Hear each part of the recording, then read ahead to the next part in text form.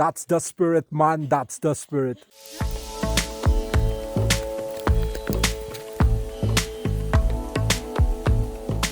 জয় বাবা তুঙ্গনাথ। হর হর মহাদেব।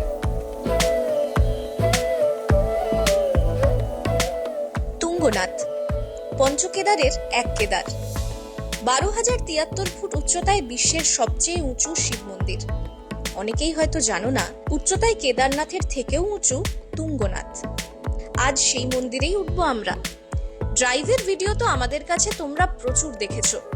আজ দেখবে চোপতা থেকে 5 কিলোমিটারের ট্রেক, সঙ্গে সিজনের প্রথম তুষারপাত, আমাদের জীবনে প্রথমবার, আর চোখ জুড়িয়ে দেওয়া হিমালয়।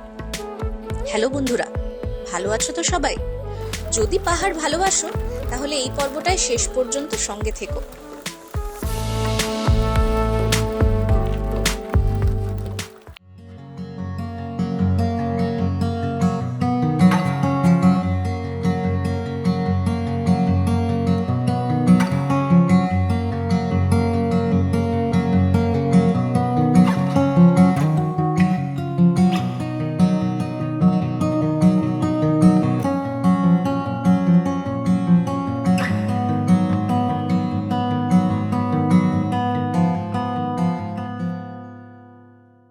তুঙ্গনাথ ট্রেক যে পয়েন্ট থেকে শুরু হয় সেখানে আমরা পৌঁছে গেছি। আমরা ভাবছিলাম আমরাই দেরি করেছি, তা নয়। এই দেখো, এদিকে দেখা যাচ্ছে বেশ একদল লোকজন তারা এসে পৌঁছেছে। তারাও আমাদেরই মতো 9টায় শুরু করবে ট্রেক, বুঝতে পারছি। এখানে আরো একটা গাড়ি আসছে, এসে দাঁড়াচ্ছে। এই সময়টা একটু অফ সিজন, জানোই, কারণ মন্দিরের দরজা বন্ধ হয়ে গেছে। এখন যারা আসছেন সব প্রকৃতিকে দেখতেই আসছেন। মোটামুটি প্রথমে তুঙ্গনাথ হচ্ছে পয়েন্ট, তারপরে হচ্ছে চন্দ্রশিলা। সেটা করতে পারবো কিনা বা ওয়েদার কি থাকছে সেটার উপরে অনেক কিছু নির্ভর করছে। আপাতত ভালোই এই ট্রেকটা শুরু করি, বাকি সব আপডেট তোমাদের তো সময় মতো দিব।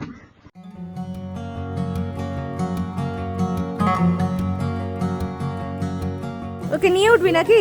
দেখো দেখো দেখো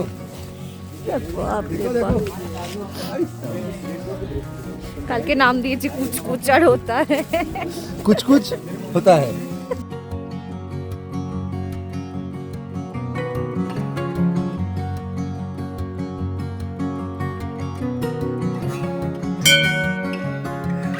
বাজিয়ে দিলাম আমরা, আমাদের মনোবল বাড়লো। হ্যাঁ, অনেক ঘন্টা পড়ে গেল আর কি। এখন যেহেতু সিজন নয়, ওপরের সব দোকানই বন্ধ, তাই এখানেই লাস্ট খাবার দাবার। একদম নভেম্বরের শুরুতেই তুঙ্গনাথের মন্দির বন্ধ হয়ে গেলে উপরে যে খাবার বা টুকটাক স্টলগুলো আছে সেগুলো সব বন্ধ হয়ে যায়, যেহেতু তুঙ্গনাথ আবার অনেকটা আগামী বছর। হাইটে। চলো। চোপতায় আমাদের রিসর্ট থেকে তুঙ্গনাথ ট্রেকের শুরুর পয়েন্টটার দূরত্ব 3 কিলোমিটারও নয়।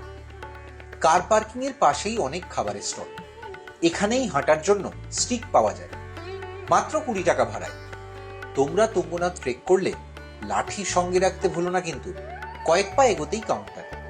আসলে তুঙ্গনাথ চন্দ্রশিলা ট্রেকের রুটটাই কেদারনাথ জাতীয় উদ্যানের ভেতর দিয়ে, তাই অন্য জঙ্গলের মতোই এখানেও কিন্তু পারমিট লাগে। মাথা পিছু 200 টাকার টিকিট। পার হেড আমাদের লাগলো 200 টাকা করে, স্টুডেন্ট হলে 100 টাকা করে লাগতো। আপডেট হচ্ছে এই মুহূর্তে আমরা খুব স্লোলি উঠছি। প্রথম 1 কিলোমিটারও এখনও কমপ্লিট হয়নি। প্রথম 400-500 মিটার কিন্তু অনেকটা চড়াই, আর বিদিশার একটু ব্রিদিংয়ের প্রবলেম হচ্ছে, এবং প্রবলেম যেটা সেটা হচ্ছে আমাদের কাছে কর্পূর ছিল না। যাই হোক, যারা উঠছিলেন তাদের থেকে একটু জোগাড় হয়েছে, এখন তার ভরসাতেই মাঝে মাঝে একটু আমি যেন কথাও কম বলছি, যে হ্যাঁ হ্যাঁ একদমই। দম নিতে অসুবিধা হবে। ট্রেকিং আমাদের জন্য খুব নিয়মিত অভিজ্ঞতা নয়। কার্তাঙ্গালি হেঁটেছিলাম সেদিন এবারের জার্নিতেই, তারপর আজকে এটাই মেইন ট্রেক। তো যতটা পারবো হবে।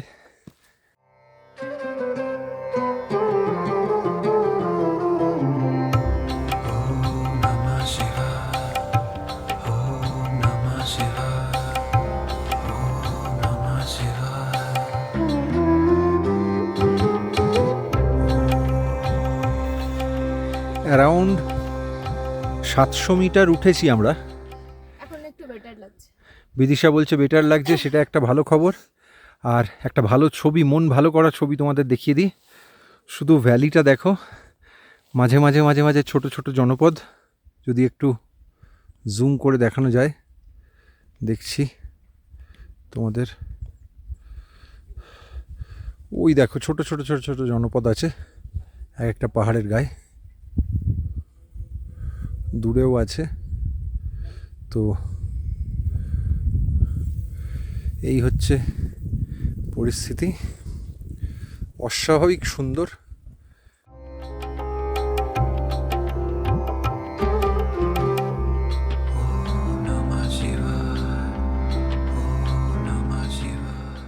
এই যে 1 কিলোমিটার চড়তে পেরেছি। হ্যাঁ, একটা সময় আমাকে প্রদীপ্ত বলছিল নিচে নেমে চল, মানে এমন মনে হচ্ছিল, আমাকে দেখে লোকজন বুঝতে পারছিল যে আমার খুব শ্বাসকষ্ট হচ্ছে, কিন্তু এখন অনেক নর্মাল না, ভিজিবলি। থ্যাঙ্কস টু সেই দুজন মানুষ, চিনি না জানি না, দুজন আমাকে শেয়ার করে করে কর্পূর দিয়েছে, দেওয়ার ফলে আমি ওখানে শ্বাসকষ্টটা কেটেছে এটার জন্যই। চলো কদম কদম বাড়ায় যা।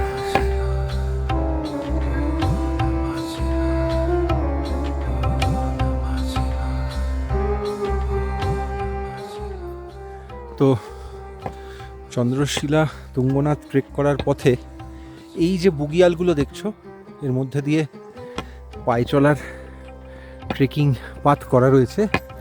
অনেকেই কিন্তু সেগুলো না মেনে অনেক সময় এই সব জায়গাগুলো ধরে শর্টকাট নিয়ে ওপরে উঠে যান।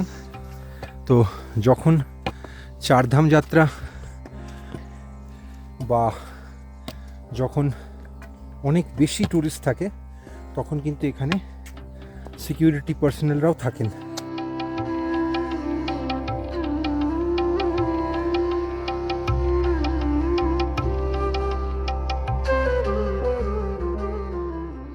মেঘটা বেরিয়ে যাচ্ছে, ওই যেদিকটা রোদ্দুর ওই দিকটা চলে যাচ্ছে, আর এই দিকটা একটুখানি বেটার লাগছে।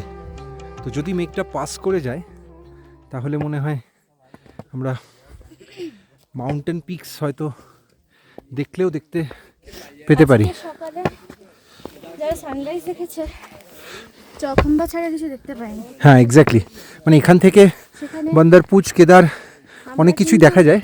ওদিকে অলরেডি বন্দরপুচ আর শ্রীখণ্ড দেখে এসেছি গঙ্গোত্রীতে, হ্যাঁ, তো মানে ধারালিতে। এখানে দেখা যাক, যা দেখতে পাবো সেটাই দেখতে পাওয়ার থেকে আমার এখন বড় হচ্ছে ওঠাটা। তুঙ্গনাথ পর্যন্ত সিরিয়াসলি উঠতে চাই। মানে আমার যেহেতু প্রথমে একটা স্ট্রাগল হয়েছে, আর লাইফে ফার্স্ট টাইম আমি স্ট্রাগলটা করেছি, মানে উইথ অল সিনসিয়ারিটি আমি উঠতে চাই আজকে। ক্রিস গেল বা যে কোনো ওয়েস্ট ইন্ডিয়ানরা এইগুলো শুনলে কি বলে জানো তো? দ্যাটস দ্য স্পিরিট মান, দ্যাটস দ্য স্পিরিট।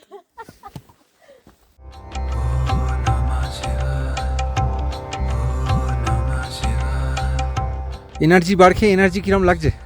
সবে দাঁতে চিবোচ্ছি, এক্ষুনি লাগবে। ওটা দেখে কেমন এনার্জি লাগছে? দেখে হেভি লাগছে। হেভি লাগছে। এখন কটা বাজে? 10:30টা? 10:30টা এটা? হ্যাঁ। 11:30টা? 10:30। না, অত তাড়াতাড়ি উঠে বললাম।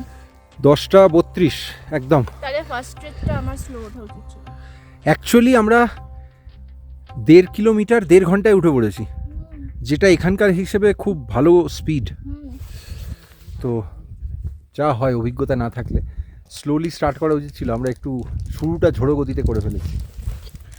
অবশ্যই খুব গুরুত্বপূর্ণ ছোট্ট টিপস, যা কিছু প্লাস্টিক ওয়েস্টেজ সঙ্গে থাকবে করে নিয়ে যাবে। কোনো মতে কোথাও ফেলবে না, নিজে ক্যারি করবে। ফেরার সময় ডাম্প করার জন্য বিন আছে। দূরে সবুজ ঘাসের মাঠের মতো অংশটা ভুজগালি বুগিয়াল। গাড়োয়ালি ভাষায় বুগিয়াল মানে চারণভূমি। সেদিন বুগিয়াল পেরিয়ে কিছুটা ওঠার পর আমরা একটা ছোট্ট ব্রেক নিয়েছিলাম। মেঘ করেছে, হয়তো বৃষ্টি হবে। তখনও জানি না তুঙ্গনাথে কি সারপ্রাইজ অপেক্ষা করছিল আমাদের জন্য।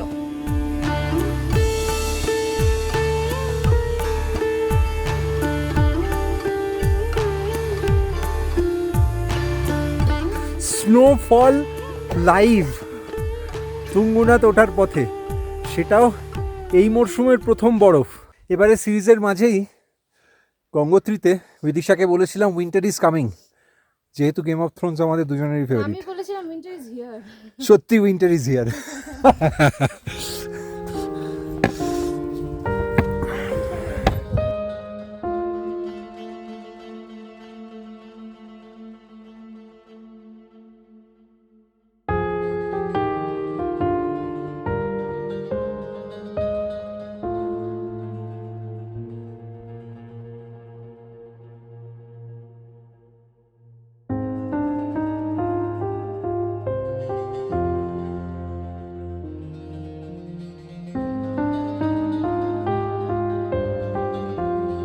স্নোফলের মধ্যে চা, টি ব্রেক, একটা চা জোগাড় করেছি। আলাদা এক্সপিরিয়েন্স, অসম্ভব। এরকম কোনো শব্দ নেই, কোনো ভাষার কোনো ডিকশনারিতেই শব্দ নেই। উপরে পাওয়া যাবে। আশা করা যায়। ক্রেজি। আমি প্রথম যে 500 মিটার স্ট্রাগল করেছিলাম, মানে ওয়ার্থ এভরি মিটার।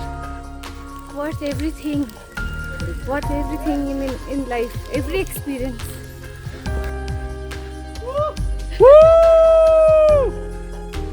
ऊपर और भी हो रही होगी ना। ভাবো শুধু।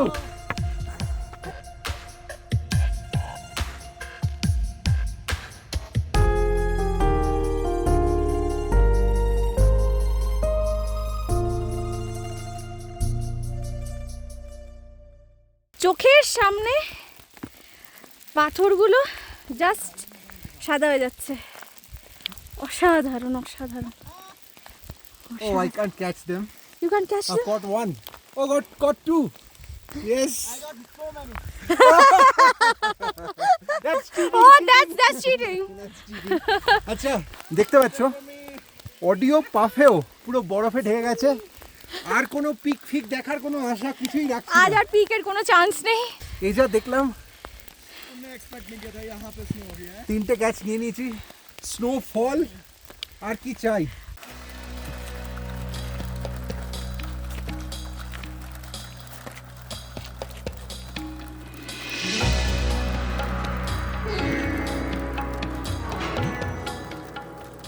মে মাসে পান্না বান্ধবগড়ে গিয়ে বাঘ দেখেছি 49 ডিগ্রি থেকে।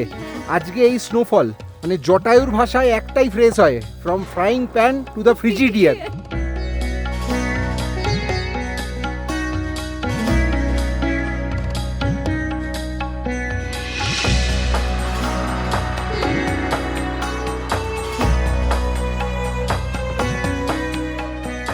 বরফ পড়ছে, তার মধ্যে রোদ্দুর হচ্ছে, তার মধ্যে বিদিশা হাঁটছে আর হাসছে।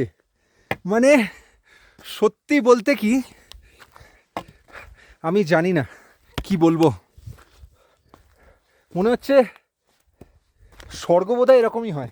প্রথম 300 মিটারে আমার মুখটা আর এখন আমার মুখটা, ডিফারেন্স একটা নিশ্চয়ই আছে। পরে আমি রাতে দেখবো।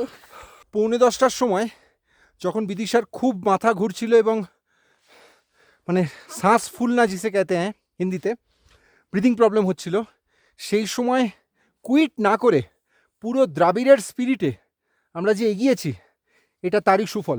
এখন বাজে হচ্ছে 12টা বাজতে 10। অনেক টাইম আছে হাতে। আর এই যে বাঁকটা, এটা ঘুরলেই মন্দির দেখা যেতে শুরু হয়। চলো, হর হর মহাদেব। হর হর মহাদেব।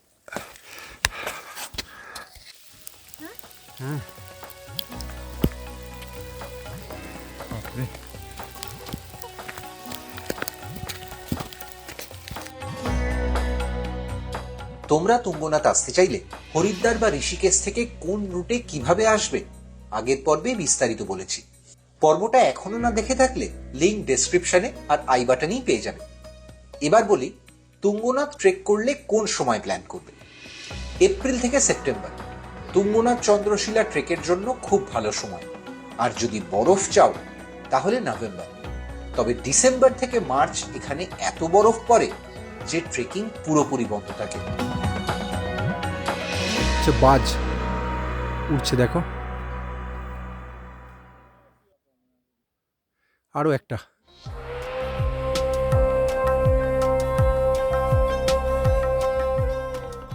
अभी और बहुत है। अगर आप चंद्रशिला जाओगे तो भी बहुत है, अगर तुंगनाथ जाओगे तो थोड़ा सा है। ये सोच रहे हैं तुंगनाथ तो ही जाएंगे क्योंकि अभी तो पीक्स नहीं दिख रहे हैं ना, पूरा क्लाउडी है तो।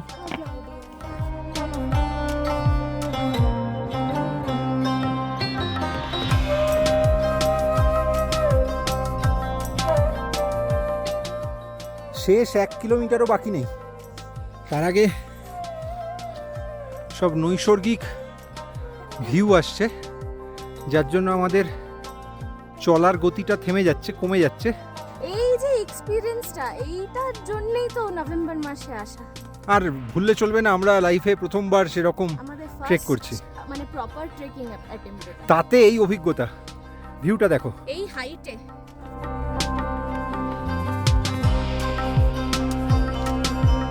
ওদিকে দেখলে মেঘ, এদিকে রোদ আর মেঘ একসঙ্গে লুকোচুরি খেলছে, ধরাধরি খেলছে। আর যদি সঙ্গে থাকো চ্যানেলের, তাহলে কি করতে হবে, তুঙ্গনাথে বিদিশার মুখ থেকে শুনে নাও।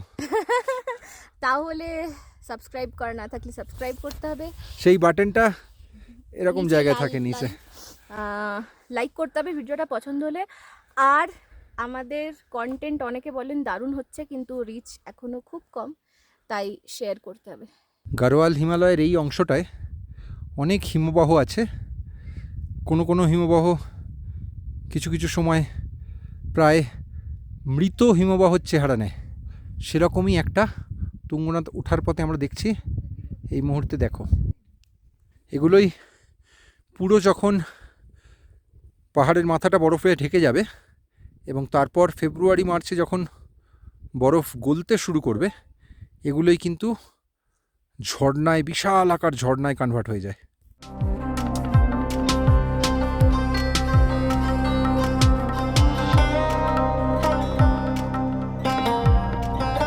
की दर्शन हो गई? कपाट तो बंद है,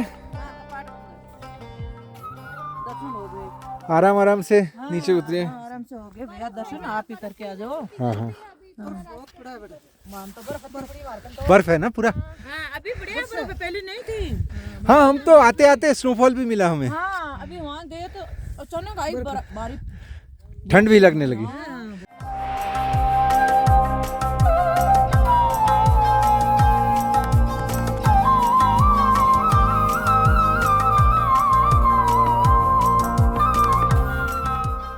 আকাশকুণ্ড। তুঙ্গনাথ ওঠার পথে যখন চারধাম যাত্রা চলে, তখন পুণ্যার্থীরা অনেকেই এখানে থেমে স্নান করে তারপর পুজো দিতে ওঠেন। পুরো শুকনো দেখতে পাচ্ছ। আবার ওঠা যাক। পুরো পিচ্ছিল রাস্তা, বরফ, মন্দির আর কয়েকশো মিটার।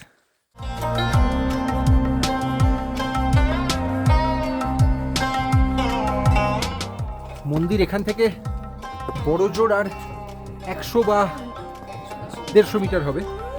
পুরো সিঁড়িতে বরফ গলা জল এবং কিছু কিছু অংশে বরফ কিন্তু ব্ল্যাক আইস ফর্ম করছে এবং পুরো চারপাশে ওয়েদার হচ্ছে এরকম, মেঘ একেবারে আমাদের ঘিরে ফেলছে বলতে পারো। তো জাস্ট আমরা পৌঁছচ্ছি এবং তোমাদের মন্দিরের প্রথম ঝলক জাস্ট দেখতেই পাচ্ছ আমার পেছনে।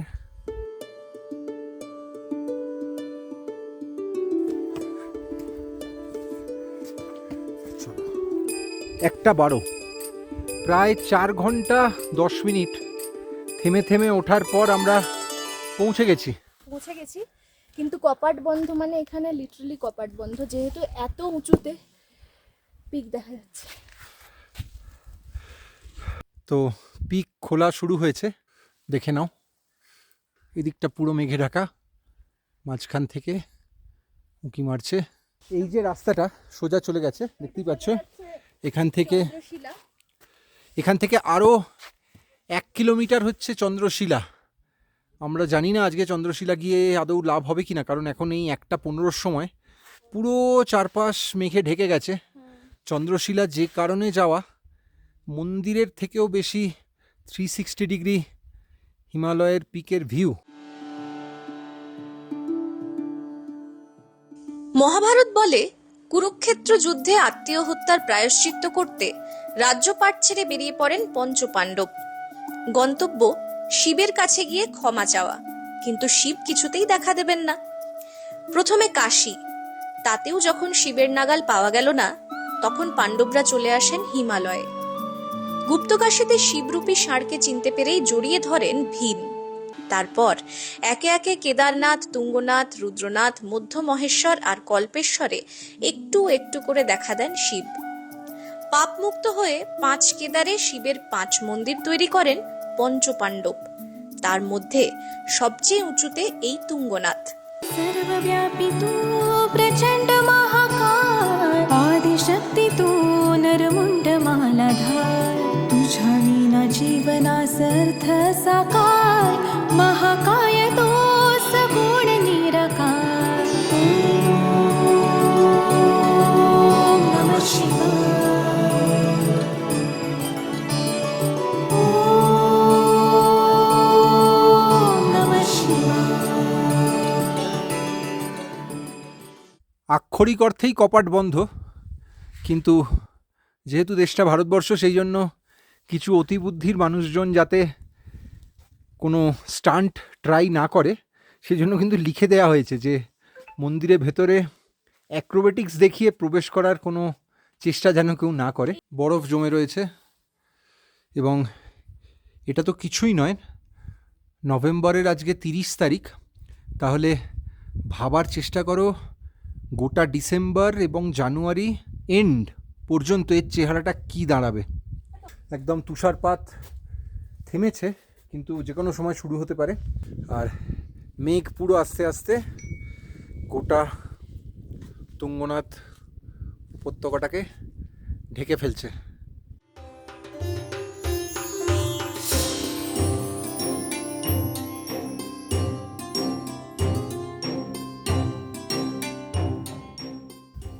তুঙ্গনাথ মন্দির থেকে এখন বাজে হচ্ছে 1:41।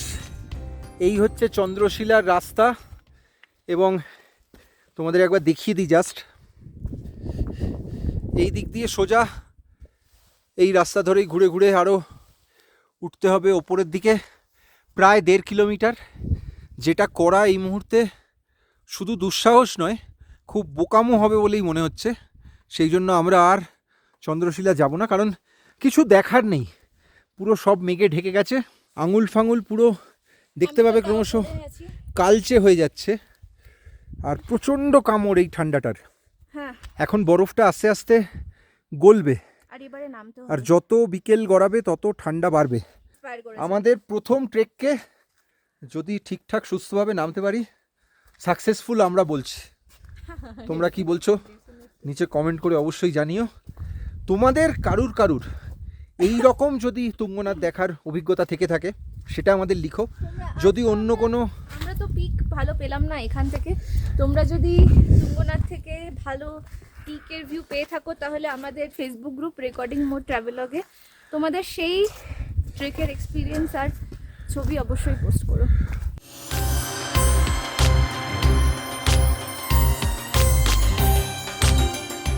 সকাল থেকে শুকনো ফল আর এনার্জি বার ছাড়া কিছুই খাওয়া হয়নি। তুঙ্গনাথ মন্দির থেকে প্রায় 1.5 কিলোমিটার নামার পর সেদিন আমরা খাওয়ার জন্য থেমেছিলাম চৌখাম্বা ধাবায়। ছোট্ট গুমটি দোকানে তখন খুব ভিড়, তারই মাঝে অবেলার ম্যাগি আর ধোঁয়া ওঠা কফি, আহা অমৃত। তবে তোমরা এখানে থামলে খুব সাবধান, এখানে কিন্তু প্রচন্ড বাঁদরের উৎপাত। যেতে যেতে একটা সাজেশন, একটা টিপস বলতে পারো। তোমরা যদি চোপতা আসো তুঙ্গনাথ চন্দ্রশিলা ট্রেক করতে, তাহলে হাতে সময় থাকলে একদিন এক্সট্রা রাখতে পারো। তাহলে এখান থেকে জাস্ট কিছু কিলোমিটারের মধ্যেই সারি ভিলেজ, সেই সারি গ্রাম থেকেই দেওরিয়া তালের ট্রেক হয়। এর থেকে একটু কম ট্রেক, হ্যাঁ, আর 2.5 কিলোমিটারের। সকালবেলা যখন ফার্স্ট সানলাইটে পুরো গাড়োয়ালের রেঞ্জ, তার ছায়া দেওরিয়া তালে পড়ে, শুনেছি সেটা নাকি নৈসর্গিক।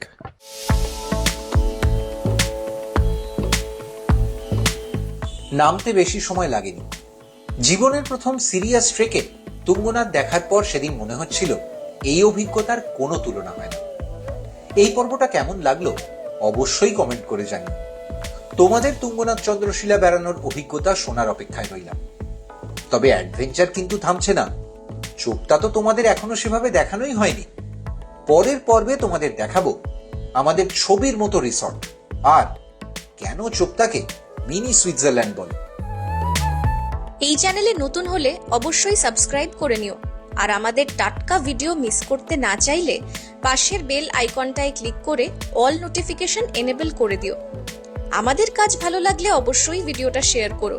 আমরা আছি ইনস্টাগ্রাম আর ফেসবুকেও, তাই ওখানেও রেকর্ডিং মোডকে ফলো করতে ভুলো না। আর আমাদের সব লম্বা জার্নির ছোট ছোট মুহূর্তগুলো দেখতে সাবস্ক্রাইব করে নিও রেকর্ডিং মোড শর্টস। পরের পর্বে দেখা হচ্ছে আরো একটা দারুণ জার্নিতে।